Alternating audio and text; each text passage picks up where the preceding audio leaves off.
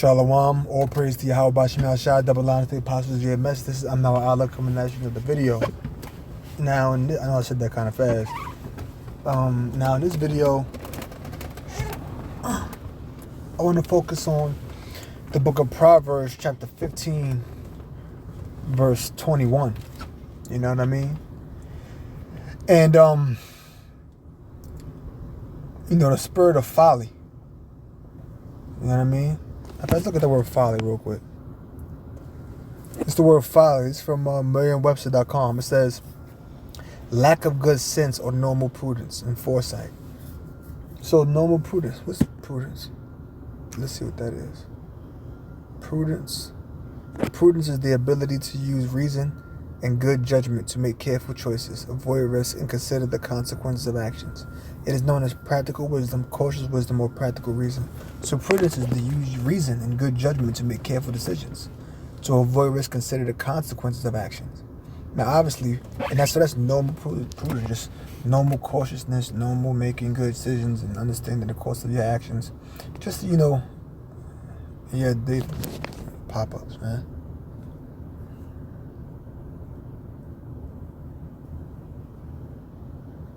In your daily life. Like, oh, maybe I shouldn't do this. It's the Sabbath. Yeah, maybe I shouldn't do this. That's not wise. You know what I mean? Maybe I shouldn't be too focused on that. It's no benefit. That's prudence. Foresight. Foresight is seeing something beforehand. Having the ability to see something before it happens. It's not talking about like you literally seeing into the future.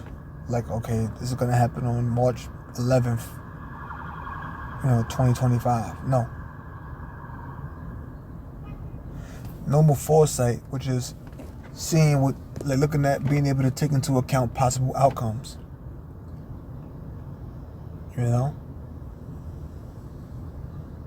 So if a person has folly, they possess these things. Let's go back to the scriptures. Proverbs 15:21. Folly is joy to him that is destitute of wisdom. So folly is joy to a person that's destitute of wisdom. If a person is destitute of wisdom, folly is a joy to them. Like I was telling brothers months ago, we were just talking, and I was saying, when you're having a conversation about something that's among brothers that's not scriptural, it leaves room for opinion. And opinions can be disagreed upon.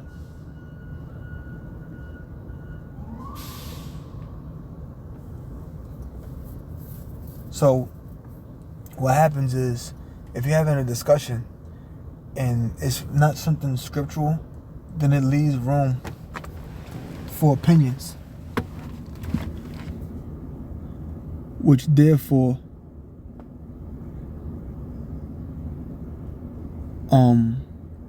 can cause arguments, strife, contention.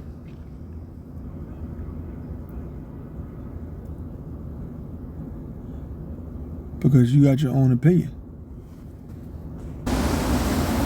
Okay, so it says, folly is joy to him that is destitute of wisdom, but a man of understanding walketh uprightly.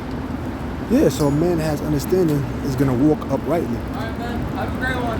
All right, Take care, my bro. So a man is understanding he's going to walk uprightly.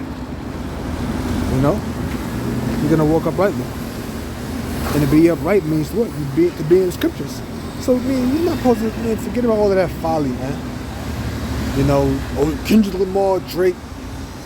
I'm not saying, you can't listen to music, you can't be into sports. But, you don't want your mind really, too focused on that kind of stuff. That stuff can lead you away from the stuff that really matters. And to be completely honest with you, those type of things can really become big distractions. You don't know, you don't take into account, I'll be right back. Yeah. You don't take into account, how many hours you on YouTube You know what I'm saying? Like, once again, I'm not saying you can't go on the internet and look up stuff about working out, or you can't go and read this, or I'm not saying none of that at all. Whatever it may be, as long as you know it doesn't, interfere with the truth. But be cognizant, or in other words, be aware of the attention that you pay to things that are truly of no benefit, because it can cause a hindrance, to things that really matter. And you may not notice it, but you spend a lot of time on the internet looking up foolishness, and you may not even notice it. You're not even paying attention. Those times you honestly, you could be studying something. You could be gaining more knowledge. It could be a scripture you ain't really understanding. Let me look into that. You know what I mean? And let's keep going. I'm gonna get into it after I read this verse. Without counsel, purposes are disappointed. And I was about to say, you in this truth, you might get into the spirit thinking, you wiser than what you really are. And your perception of wisdom could really be foolishness. Hey, scriptures say this and scriptures say that. But Satan may really be on you, got you interpreting those scriptures incorrectly. That's going to cause you to justify doing something that's not wise. Hey, scriptures say we in the grace. I know it's the Sabbath, and then in the Sabbath, and you at, some type of club or something. Which you really shouldn't be out there going to no clubs anyway. Truth be told. You know what I'm saying? But without counsel, purposes are disappointed. So without proper counsel, a purpose can be disappointed. So counsel is a group of people coming together to make a decision on something. So without counsel, purposes can be disappointed. So without the proper counsel, an undertaking or action that you want to engage in, it can cause disappointment because you didn't take proper counsel, you didn't seek proper advice, and you may do something that's not wise. That goes back to that word folly, like we were saying before. Now, you gotta acknowledge your course of action. But in the multitude of counselors, they are established. So if you have a multitude of counselors, then a purpose can be established. Okay?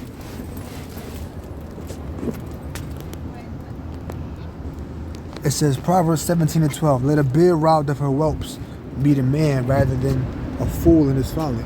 So you rather a bear robbed of her whelps, a she bear, a female bear, mother bear, be robbed of her cubs, than a fool be met with their folly. Because a fool being met with their folly can cause a greater destruction. Because a bear can hunt you down and kill you or eat you, but a fool being met with their folly can have a greater course of destruction. You might say, what's greater than death? It could put you in a very bad situation. See, a bear could try to hunt you down and might not kill you. You can be killed because of your folly, or a bear can actually kill you as well. So both of them are bad. But a bear may be robbed of a whelps and may seek to kill you, but may not be able to. But if a fool is met with his folly, then you're always in a position of being destitute. You're always in a position of going through some sort of hardship, because your folly is putting you in these consistent predicaments, putting you in situations consistently that can be very dangerous and detrimental to your own well-being. You could lose your wealth. You can destroy your reputation, and that could last forever. There's kings that have done things of great folly centuries ago, thousands of years ago, and guess what? We still know who they are till this day. Solomon was a wise man, but was met with folly. Solomon was a wise man, but was met with folly. And we still know to this day, thousands of years later, that he built idols to his wives. See that? David was also a wise man. He was a king and a prophet. But we know that he set up Uriah the Hittite to be killed because he wanted Bathsheba. And he committed adultery. See that? They're not fools, but they became a fool at that moment. You know, Judas, he was one of the 12. But what happened? He betrayed Yahushua. Prior to that, he was running with them. Now, that was set up to happen. All those things were set up to happen through the Spirit, but I'm just giving you those things as examples. So, you know, be cognizant of the things you do. And that applies to me as well. Not the job, but me as well. So with that, I'm going to say, all praise to Yahweh, Bashim Yashad, the blind, the apostle, GMS. I hope you better learn something. Shalom.